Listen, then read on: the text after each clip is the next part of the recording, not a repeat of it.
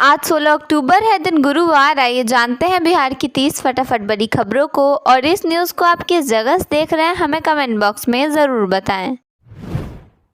JDU ने बिहार विधानसभा चुनाव के लिए अपनी पहली उम्मीदवारों की सूची जारी कर दी है। पार्टी ने 57 उम्मीदवारों के नामों का ऐलान किया है। 4 विधायकों के टिकट काटे गए हैं, जबकि 23 नए चेहरों को मौका दिया गया है। इस सूची में एक भी मुस्लिम उम्मीदवार को टिकट नहीं मिला है। वहीं 3 बाहुबली प्रत्याशी भी मैदान में उतरेंगे।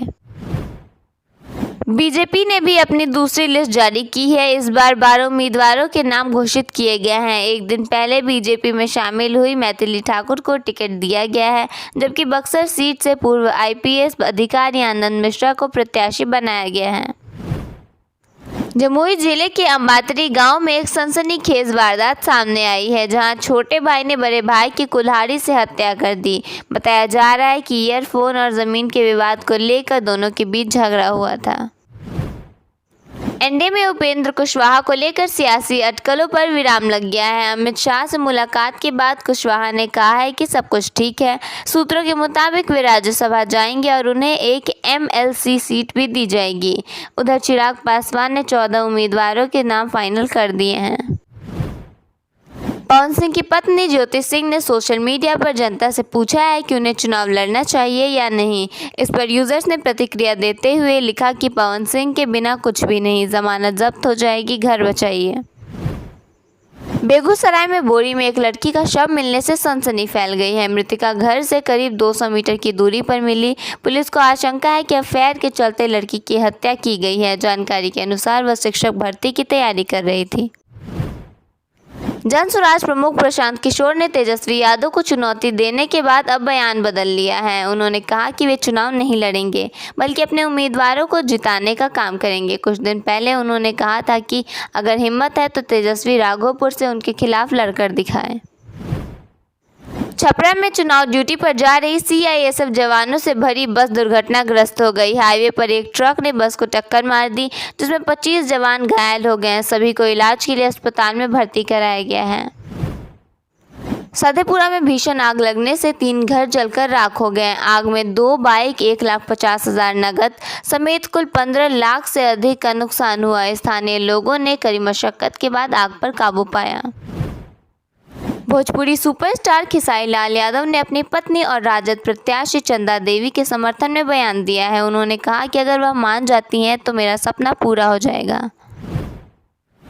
भागलपुर में एक स्कूल के हेडमास्टर पर छात्रों ने गलत व्यवहार करने का आरोप लगाया है। छात्रों ने डीएमडीओ को पत्र लिखकर शिकायत की है कि स्कूल का माहौल खराब हो गया है और कार्रवाई की मांग की गई है।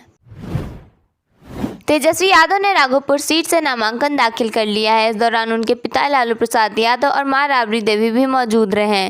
तेजस्वी यादव लगातार 2 बार से इस सीट से विधायक हैं और इस बार तीसरी बार मैदान में हैं। नालंदा में एक मासूम बच्ची की मौत के बाद परिजनों ने अस्पताल में तोड़फोड़ कर दी। बच्ची निमोनिया से पीड़ित थी। परिजनों का आरोप है कि इलाज में लापरवाही बरती गई, जिससे उसकी मौत हो गई। भाजपा की एक पूर्व महिला विधायक का अश्लील वीडियो वायरल हो रहा है। बताया जा रहा है कि उन्होंने एक महिला से वीडियो कॉल पर आपत्तिजनक बातचीत की है। सोशल मीडिया पर इसको लेकर तरह तरह की टिप्पणियां की जा रही हैं। बिहार में आज मौसम सामान्य बना रहेगा। मौसम विभाग के अनुसार आने वाले कुछ दिनों तक उमस भरी गर्मी जारी रहेगी। दिन और रात में अधिकतम तापमान में करीब 2 डिग्री की कमी आने की संभावना है। दीघा से कोइलवर तक के जेपी गंगा पथ का निर्माण जनवरी से शुरू किया जाएगा। इस निर्माण पर कुल 5500 करोड़ रुपए की लागत आएगी, जिसमें से 60% राशि एजेंसी खर्च करेगी, जबकि 40% राशि राज्य सरकार खर्च करेगी। इसकी कुल लंबाई 35.65 किमी है। इसमें 18 किमी एलिवेटेड तो 17.65 किमी 8 ग्रेड रोड का निर्माण होगा। दिवाली छठ पर्व पर एक तरफ यात्रियों को ट्रेनों में सीटें नहीं मिल रही, तो वहीं दूसरी ओर विमान का किराया 30,000 रुपये के पार पहुंच गया है, जिसकी वजह से विभिन्न राज्यों से बिहार आने वाले यात्रियों की परेशानी बढ़ गई है। बिहार की आस्था का सबसे बड़ा पर्व छठ नज़दीक है और गंगा किनारे के घाटों पर तैयारियों को लेकर प्रशासनिक हलचल तेज हो गई है। पटना के प्रमुख घाटों पर अधिकारियों ने खुद मौके पर जाकर व्यवस्थाओं का जायजा लिया और साफ सफाई, सुरक्षा व श्रद्धालुओं की सुविधा को लेकर सख्त निर्देश जारी किए।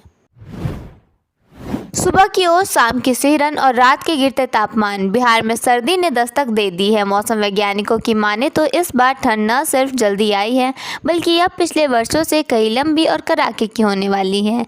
इसके पीछे ला नीना का अहम रोल बताया जा रहा है। बिहार में सेकेंड इंटर लेवल भर्ती के लिए ऑनलाइन आवेदन प्रक्रिया आज से स्टार्ट की जा रही है, जो 27 नवंबर तक जारी रहेगी। जो भी अभ्यर्थी 12वीं कक्षा उत्तीर्ण है और सरकारी नौकरी की तलाश में है, वे ऑनलाइन माध्यम से फॉर्म भर सकते हैं। इस भर्ती के जरिए कुल 23,175 पदों पर नियुक्तियां की जाएंगी।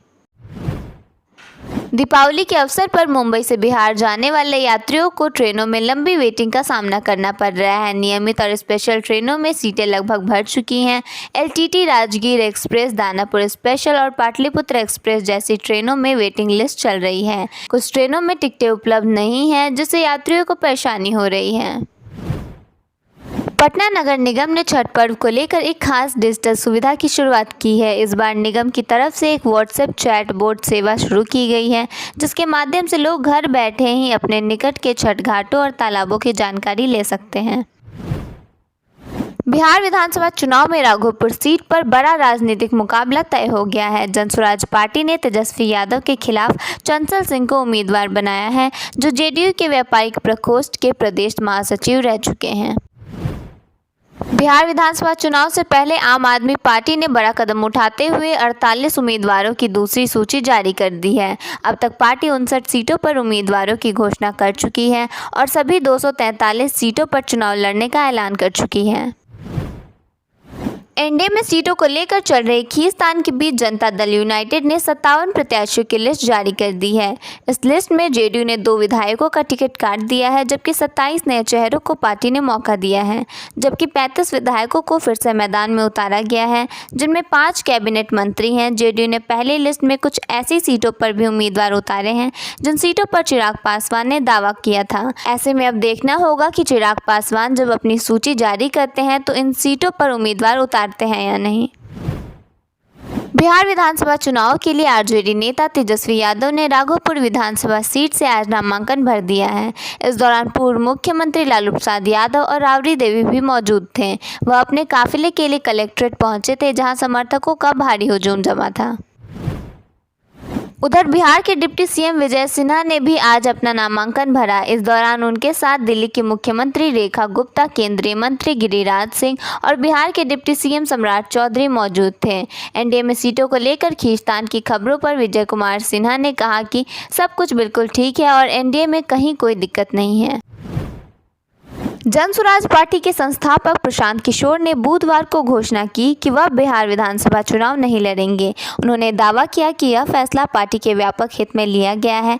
उन्होंने कहा कि जनसुराज पार्टी की 150 से कम सीटों पर जीत को हार माना जाएगा। किशोर ने कहा, अगर जनसुराज पार्टी बिहार चुनाव जीतती है तो इसका देशव्यापी प्रभाव पड़ेगा। राष्ट्रीय राजनीति एक अलग दिशा में रुख करेगी। बिहार में चुनाव 2 चरणों में 6 नवंबर और 11 नवंबर को होंगे और मतगणना 14 नवंबर को होगी। किशोर ने कहा, पार्टी ने फैसला किया है कि मुझे विधानसभा चुनाव नहीं लड़ना चाहिए, इसलिए पार्टी ने तेजस्वी यादव के खिलाफ राघोपुर से अन्य उम्मीदवारों की घोषणा की है। यह पार्टी के व्यापक हित में लिया गया फैसला है। अगर मैं चुनाव लड़ता तो इससे मेरा ध्यान आवश्यक संगठनात्मक कार्यों से हट जाता। कैमूर जिले में भभुआ थाने की पुलिस ने 10,000 रुपये की साज़ के बाद अब 20,000 की दुल्हन को गिरफ्तार किया है। भगवानपुर थाना इलाके के मझियाओं गांव निवासी पिंकी देवी की गिरफ्तारी राजस्थान के एक युवक के साथ फर्जी शादी रचाकर 2 लाख से अधिक रुपए ठगने के मामले में की गई है। सुप्रीम कोर्ट ने बुधवार को कुछ पाबंदियों के साथ दिल्ली एनसीआर में दिवाली मनाने के लिए ग्रीन पटाखों को चलाने की अनुमति दे दी है। दिल्ली एनसीआर में दिल्ली के अलावा नोएडा, गाजियाबाद, गुरुग्राम, फरीदाबाद समेत कई और इलाके आते हैं। कोर्ट ने अपने आदेश में कहा है कि 15 अक्टूबर बुधवार से 21 अक्टूबर तक दिल्ली एनसीआर में ग्रीन पटाखों को बेचा जा सकता है। अदालत के मुताबिक ये पटाखे कुछ निर्धारित जगहों से ही बेचे जा सकते हैं। उत्तर भारत के कई राज्य, खासकर पंजाब, हरियाणा और दिल्ली वायु प्रदूषण के खतरे से जूझ रहे हैं। ऐसे में कई लोग दिवाली का त्यौहार मनाते समय पटाखों से उठने वाले धुओं को लेकर चिंतित हैं। ग्रीन पटाखे दिखने, जलने और आवाज़ में सामान्य पटाखों की तरह ही होते हैं, लेकिन उनसे प्रदूषण कम होता है। राजस्थान के जैसलमेर से जोधपुर आ रही एसी बस में अचानक आग लगने से 20 यात्रियों की मौत हो गई है। इस हादसे पर प्रधानमंत्री नरेंद्र मोदी ने एक्स पर लिखा, राजस्थान के जैसलमेर में हुई दुर्घटना में जनहानि से दुखी हूँ। इस कठिन समय में मेरी संवेदनाएं प्रभावित लोगों और उनके परिवारों के साथ है। घायलों के शीघ्र स्वास्थ्य होने की प्रार्थना करता हूँ। इसके साथ ही उन्होंने प्रधानमंत्री राहत कोष से प्रत्येक मृतक के परिजन को 2 लाख रुपए और घायलों को 50,000 रुपये की मुआवजा राशि देने की घोषणा की है। अमेरिका के राष्ट्रपति डोनाल्ड ट्रंप ने एक बार फिर दावा किया है कि उन्होंने भारत और पाकिस्तान के बीच सीज फायर कराया। अर्जेंटीना के राष्ट्रपति जेविंग मिलेथेन के साथ व्हाइट हाउस में चल रहे लंच के दौरान ट्रंप ने कहा कि पुतिन अब भी लड़ाई जारी रखे हुए हैं। मैं बहुत निराश हूं क्योंकि पुतिन और मेरा बहुत अच्छा रिश्ता था, शायद अब भी है। मुझे नहीं पता कि वो इस युद्ध को क्यों जारी रखे हुए हैं। ये युद्ध उनके लिए भी बहुत बुरा रहा है। वो 4 साल से चल रहे युद्ध में फंसे हैं जिसे 1 हफ्ते में ख़त्म हो जाना चाहिए था। ट्रंप ने आगे कहा कि पुतिन ने करीब 10 लाख से ज़्यादा सैनिक खो दिए हैं। मौत के लिहाज से देखें तो द्वितीय विश्व युद्ध के बाद ये सबसे बड़ा युद्ध है।